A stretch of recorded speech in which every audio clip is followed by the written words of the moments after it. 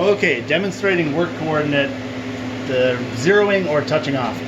So, first, you're probably going to want to get your machine to some known point. So use jog or manual pulse generation to get there.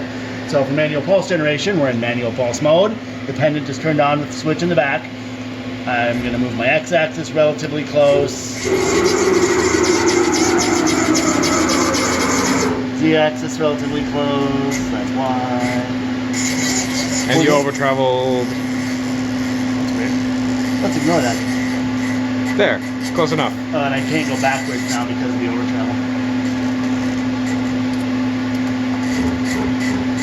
So now I would probably turn down my multiplier on the pendant and I would dial it in slowly. If we look at the position screen, we can see it's moving ever so slightly. Use a piece of paper, touch off correctly, etc., etc. Yep. Moving on. These coordinates are currently in inches. They may be in millimeters when you turn the machine on. If you look at the MDI program screen, you can see the current modal settings of the machine. G20 means inches. If this said G21, you would be in metric mode. So this means that over here, these are inch. Nope, these are always metric. That's sorry. the machine home. These can be whatever the hell.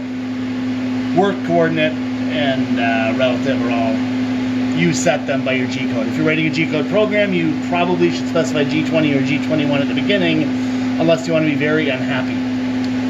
So, if we pretend that I got my tool to exactly some known point on the part, let's say that I know that this is X0. I want to zero my X-axis here. I can go to MDI mode, program screen, enter a G92, input, X, and I want this to be my X0. So I will say X0, input, and then I run this manual tiny program. Now if we go back to the position screen, you can see that it reset all my things to 0, which of course I totally understand why it did that. It set X to 0 though. I also could have instead done G92, and I could have given it some sort of touch-off distance. I could say that from where my part or where my tool is right now, I want this to be, G92 input, X 5.2, and this is Z3. When I run this, and we go look at the positions we've set up, we set X 5.2 and Z to 3. I never pushed the decimal point, so the machine interpreted it as the smallest possible number it could have. Oops. Now that we've set those with G92, the machine is actually going to remember that. So even if I drive the machine around, let's go a little faster so it's a little more obvious. If we look here, I've driven my Z around.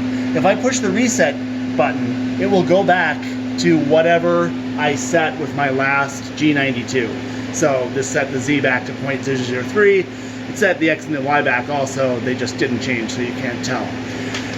When there are alarms, you may very well find yourself pushing the reset button to clear an alarm. Keep in mind that it is clearing your work coordinates, and you can't trust them until you touch off again.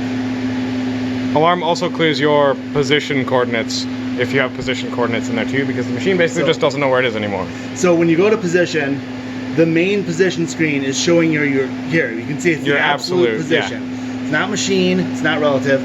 We can see that with this soft key, which was the default.